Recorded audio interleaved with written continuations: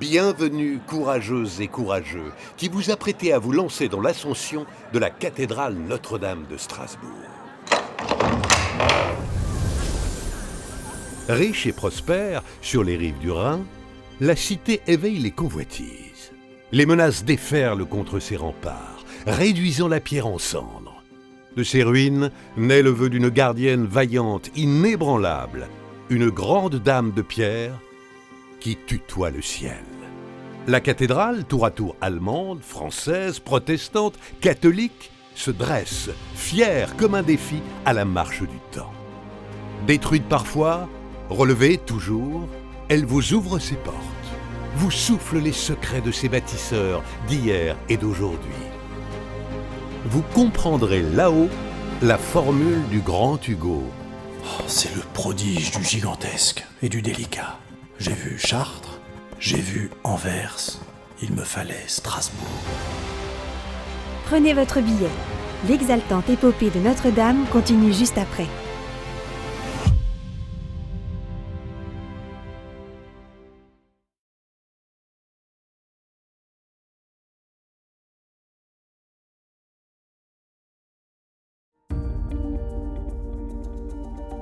Werner de Habsbourg, jeune évêque de Strasbourg, ne se laisse pas intimider par les querelles impériales. Sa cathédrale est réduite en cendres.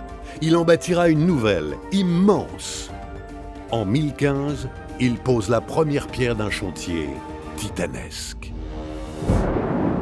Que grondent les orages, que tonnent les tempêtes, la cathédrale reste debout, vaillante. Ses bâtisseurs veillent sur elle sans relâche, la réparent et la redressent. Jusqu'à un nouvel incendie, en 1176.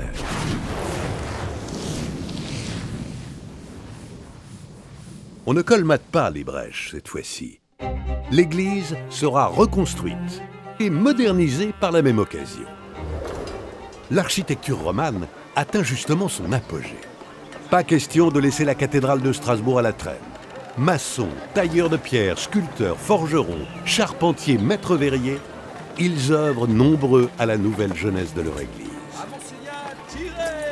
Ils élèvent des voûtes en pierre, laissent entrer timidement la lumière, reconstruisent la crypte et le chœur à l'est, au bout de la cathédrale, et le transept, cette partie qui donne sa forme de croix à l'édifice. Tout change, tout est bouleversé, et au fil des chantiers s'écoule le XIIe siècle.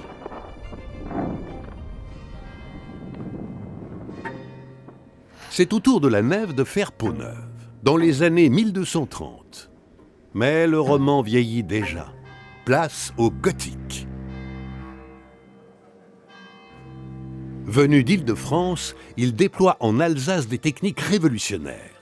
Arcs brisés et arcs-boutants affinent les murs qui montent. Regardez ce toit de cuivre, tout vert.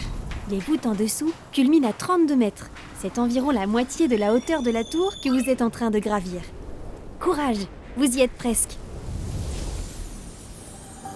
Les travées s'ouvrent et s'ornent de vitraux colorés.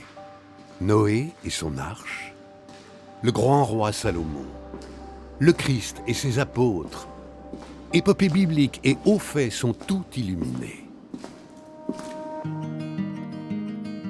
Une cathédrale n'est jamais tout à fait achevée sans une majestueuse porte d'entrée qui l'ouvre sur le monde. Ses architectes, des maîtres d'œuvre anonymes, puis Erwin de Stenbach et ses descendants se passent le flambeau. Jusqu'à l'achèvement des tours en 1365. Une histoire de famille. Architectes et artisans sont restés pour la plupart et resteront à jamais des ouvriers de l'ombre. Leur fierté, s'inscrire dans la grande chaîne des bâtisseurs. Leur cathédrale, elle, est dans la lumière. Psst, mais si vous ouvrez l'œil, vous apercevrez quand même ici ou là des signes dans la pierre. Un V en double. Le même inversé avec une barre au-dessus. Des signatures secrètement gravées pour l'éternité.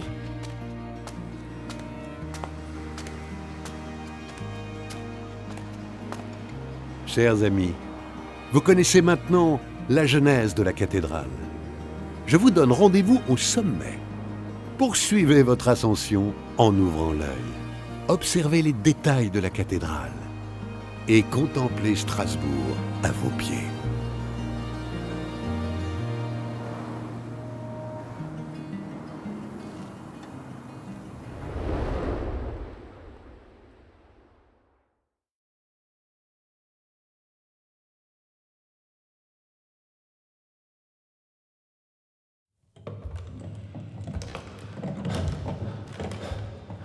Devinerez-vous, exploratrices et explorateurs de la cathédrale, à quoi servaient ces gigantesques roues à écureuil?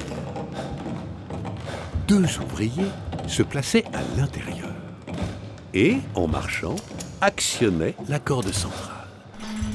Eh oui, vous êtes face au plus grand treuil d'Alsace, qui pouvait hisser presque 2 tonnes de matériaux. Pas étonnant que notre cathédrale soit si haute, avec cet ingénieux système.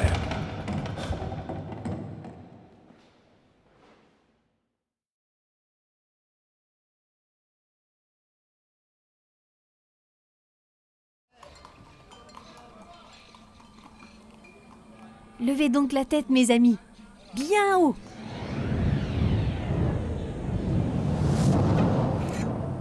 Ah, splendide flèche. 8e merveille du monde. Achevée en 1439, elle est restée le plus haut monument d'Europe jusqu'au 19e siècle. Imaginez-vous, 142 mètres. Pourtant, elle a bien failli disparaître. 1794, la terreur fait rage. L'égalité est sur toutes les lèvres et la cathédrale n'est pas bonne élève. Et non, car elle n'est pas symétrique. La haute tour et sa flèche au nord n'ont pas de jumelles sur la tour sud, par laquelle vous êtes arrivés. Malheur! Restera-t-elle plus petite? Les sans-culottes sont aussi sans pitié. Au lieu de construire une 2e haute tour surmontée d'une flèche, ils condamnent cette dernière.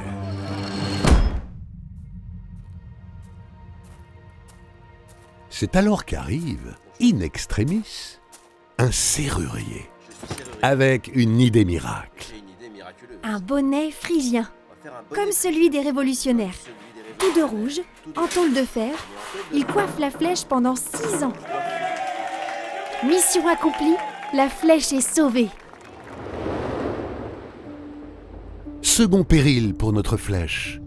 Son poids, 7500 tonnes, avec la tour, appuie sur les fondations, qui peu à peu se fissurent.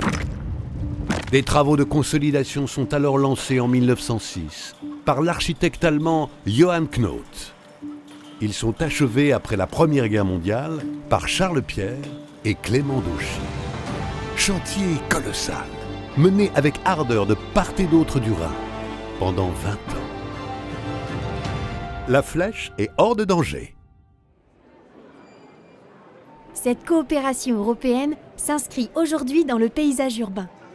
On aperçoit d'ici le Parlement européen, le Conseil de l'Europe, la Cour européenne des droits de l'homme et autres institutions.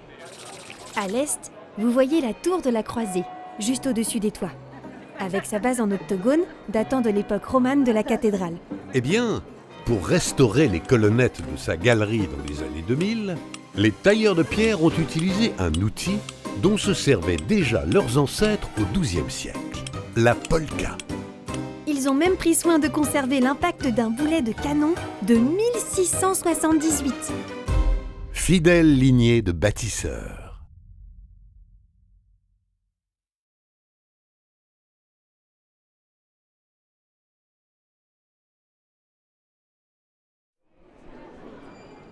Chers amis, avant de redescendre, retournez dans la maison des gardiens par la porte de gauche et plongez au milieu du 19e siècle.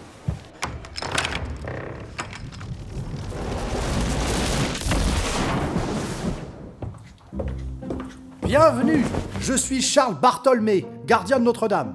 Et je peux vous dire qu'au quotidien, cette vue sur les toits vaut 1000 fois mieux que le cuir des chaussures, que j'ai reprisé pendant des années d'ailleurs. Eh oui, J'ai commencé par être cordonnier, moi. Enfin, croyez pas que le travail se résume à contempler.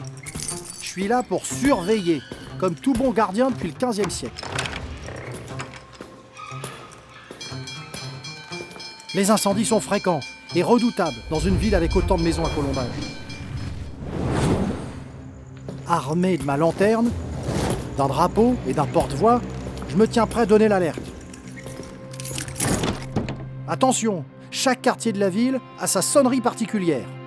Tenez, pour le 3e canton, 3 coups de tocsin.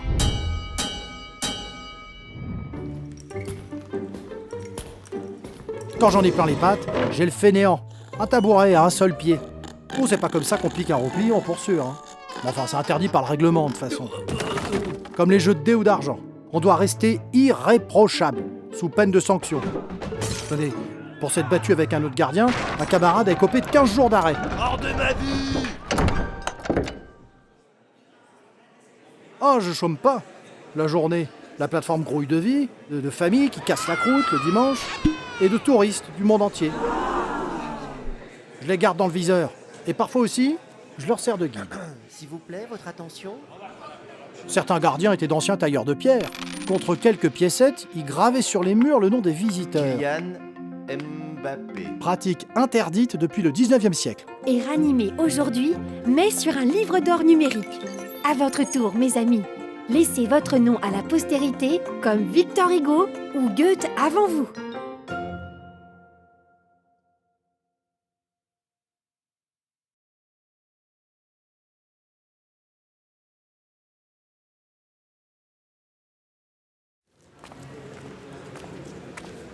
Il est temps de redescendre.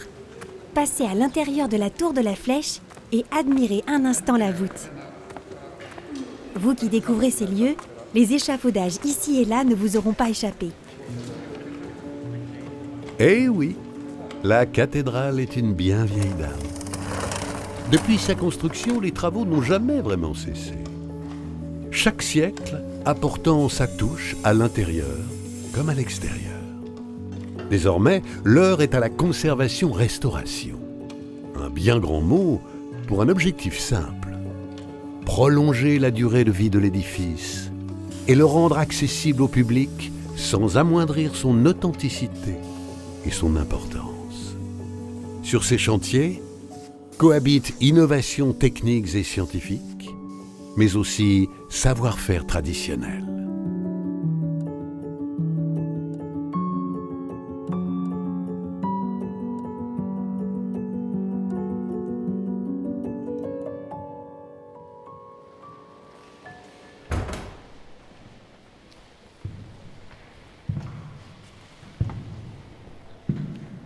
Il me reste à vous parler d'un dernier acteur qui manœuvre en coulisses. Une institution aussi vieille que ses pierres. La fondation de l'œuvre Notre-Dame. Elle ne manque pas de mission, depuis la construction de la cathédrale au XIIIe siècle jusqu'à aujourd'hui. 800 ans d'existence! Oui, c'est une institution bien singulière en France. Avec son atelier permanent, elle est au service de la cathédrale aux côtés de l'État. Son patrimoine foncier et immobilier et les recettes de votre visite financent les travaux de conservation-restauration. Elle possède aussi de riches collections. Moulage en plâtre, photographies et même les plus vieux dessins d'architecture de la cathédrale. Psst, pour les curieux, ces derniers sont conservés au musée de l'œuvre Notre-Dame, situé à 2 pas.